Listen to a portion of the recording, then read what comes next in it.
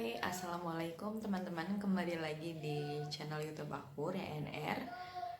Hari ini akhirnya aku menyempatkan diri untuk kembali ke pervideoan YouTube. Hari ini aku mau sharing ke teman-teman, cerita gimana aku melalui persalinan selama masa pandemi yang udah aku lalui di bulan Desember lalu, dan aku mau sharing ceritanya seperti apa. Ini di sela-sela jagain dede bayi. Oke, langsung aja kita mulai videonya. Oke, seperti yang teman-teman tahu bahwa aku sempat sharing beberapa cerita juga tentang kehamilan aku yang memang berlangsung selama pandemi ini ada di Indonesia gitu ya. Jadi selama pandemi dari bulan Februari tahun 2020 sampai akhirnya di akhir tahun, itu selama proses itu aku mengalami kehamilan seperti yang teman-teman tahu. Dan akhirnya di bulan Desember, tepatnya itu aku udah di sekitar 38 minggu, kontrol terakhir itu di 38 minggu, dan nggak lama dari itu aku melahirkan. Nah, di sini aku akan ceritain nih ke teman-teman seperti apa prosesnya melahirkan di rumah sakit, terus selama masa pandemi gini prosedurnya seperti apa, apakah ada yang berbeda dari segi tes juga pasti kan berbeda juga.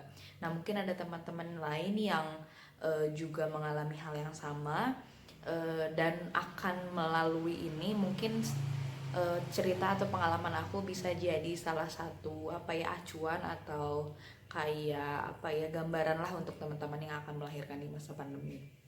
Mudah-mudahan pandemi ini akan segera berakhir, jadi kita pun akan bisa beraktivitas normal seperti biasa gitu kan.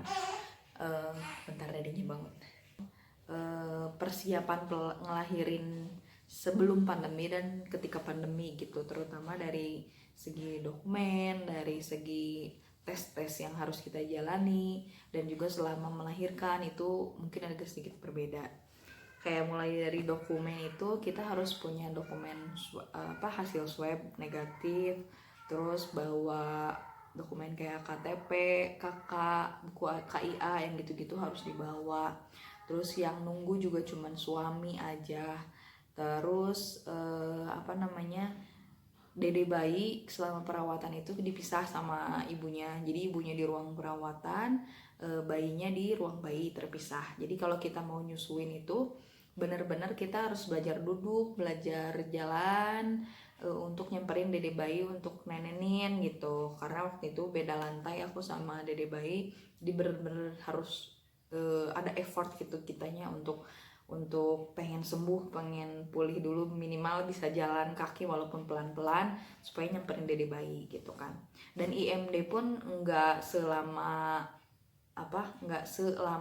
kayak nggak pandemi gitu. Kalau mungkin kalau lagi normal bisa sampai berapa lama, kalau kemarin aku cuma 15 menit IMD-nya gitu. Dan selama proses melahirkan itu benar-benar satu orang yang nunggunya itu suami, sama pas perawatan juga suami aja pas rawat inap. Terus prosedurnya seperti apa? Jadi aku datang ke UGD. Jadi harusnya ke UGD itu kita udah punya surat negatif COVID hasil swabnya. Cuman waktu itu karena aku swabnya baru beberapa hari sebelum melahirkan, jadi belum jadi. Akhirnya aku di hari H tes lagi, cuman enggak swab, itu dia ronsen kayak gitulah, aku nggak ngerti. Jadi udah di ronsen langsung keluar hasilnya di bagian dada gitu sih ronsennya, barulah kita boleh masuk ke ruang persalinan. Suami kalau suami nggak dites apa-apa sih, cuman ditanya di UGD itu ada flu batuk atau enggak, mungkin ditanya apakah ada gejala-gejala gitu. Dan memang suami aku beberapa hari sebelumnya habis rapid juga di kantornya.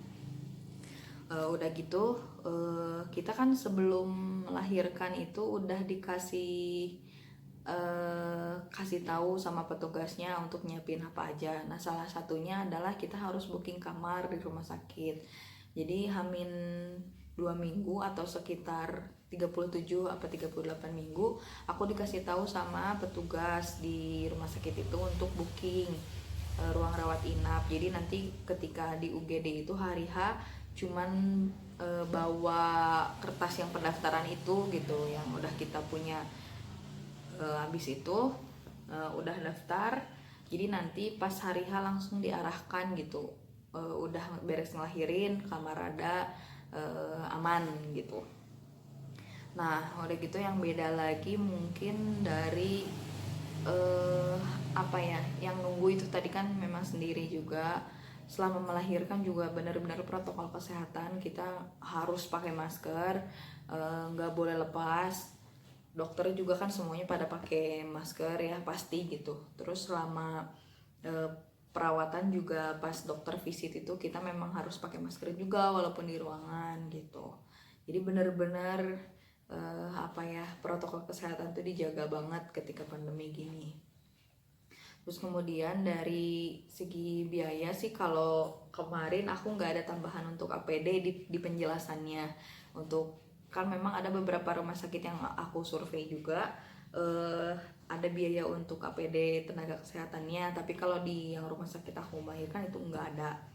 Jadi hanya bayar untuk kelahiran normal, dan juga mungkin ada tindakan tambahan gitu kan, kayak kemarin aku melahirkan itu kan diinduksi, tapi alhamdulillah melahirkannya normal.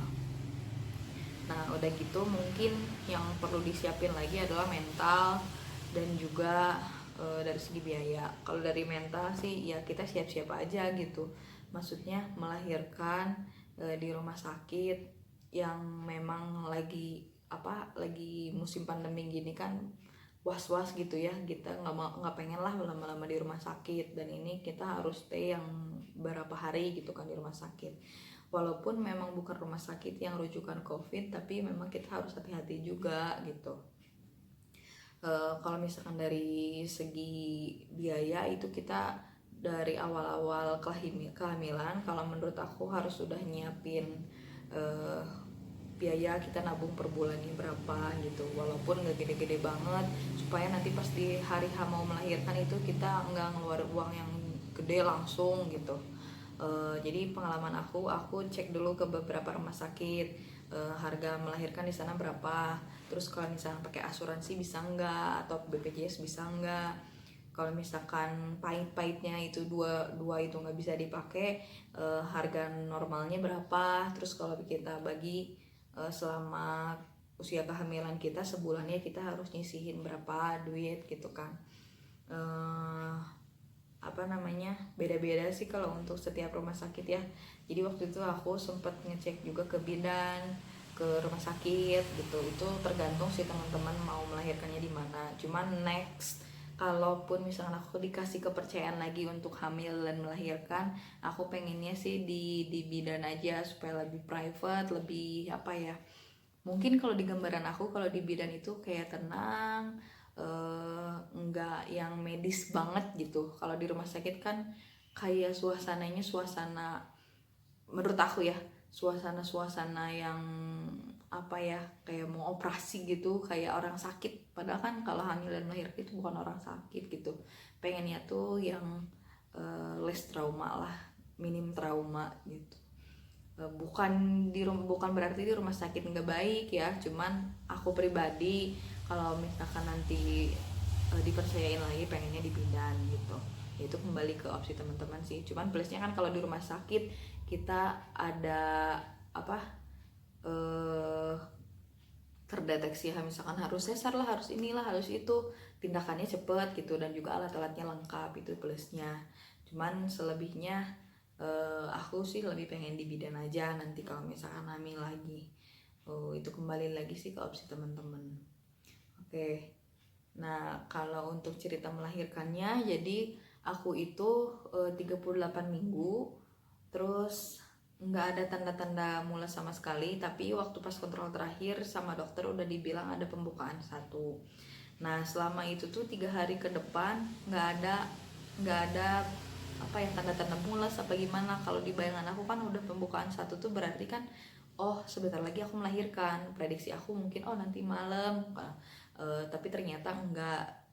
Ternyata kata dokter juga beda-beda, ada yang bisa sampai berapa hari kan si pembukaan satu itu. Dan ternyata benar, aku waktu itu kembali lagi ke dokter itu bukan karena pembukaan, tapi karena memang ada ketuban yang rembes.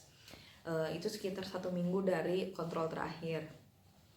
Jadi ada rembesan ketuban. Gimana rasanya air ketuban keluar, bedanya ngebedainnya sama pipis gimana? Jadi kalau pipis itu ada rasa pengen pipis gitu, tapi kalau air ketuban dia keluar begitu aja, nggak kerasa sama sekali, dan airnya itu bening, nggak ada bau. Pas aku waktu itu kebetulan deket sama temen aku rumahnya yang dia punya kertas lakmus gitu untuk ngecek itu air ketuban atau bukan, dan benar ketika dicek pakai kertas lakmus itu dia berubah warna, jadi warna biru apa ungu gitu, aku lupa. Langsunglah ke rumah sakit. Setelah di rumah sakit juga aku nggak mules sama sekali gitu. Akhirnya aku diinduksi tanpa mules sama sekali. Yang induksi yang langsung dimasukin ke infusan, aku habis 2 labu. Kalau misalkan di kedua labu itu aku nggak kerasa mules juga, aku dinyatakan harus sesar. Tapi waktu itu pas labu kedua aku udah mulai mules, dan dari situlah aku ada tanda-tanda melahirkan normal. Jadi kayak aku tuh induksi jam 9:30 pagi, habis labu pertama itu di jam 5 sore, nggak kerasa apa-apa. Akhirnya dilanjut lagi jam 6 labu kedua, sama masih belum kerasa apa-apa, pembukaan juga baru 3. Akhirnya di jam 9 itu udah mulai kerasa agak mules. Dari jam 9 ke jam 10 itu baru cepet tuh, pembukaan 5, 6, 7, 8, 9. Akhirnya melahirkan jam 00:15. Alhamdulillah kayak gitu, dengan melahirkan normal. Bayi laki-laki, beratnya 3 kilo 60 gram, panjangnya 48 cm. Dan alhamdulillah sekarang aku udah mau 2 bulan nih ngejalanin ngerawat baby newborn, dan ternyata seru gitu ngejalaninnya. Mungkin nanti aku akan cerita tentang gimana sih, tentang ASI, tentang merawat baby newborn, terus kayak peralatan-peralatan yang kemarin udah aku review, yang buat bayi apa aja yang kepake dan yang enggak kepake. Pokoknya lanjut stay di channel aku akan sharing lagi beberapa video, tapi mungkin gak sekarang. Semoga video ini bermanfaat, dan stay safe ya semuanya. Semoga sehat selalu. Wassalamualaikum warahmatullahi wabarakatuh. Dadah.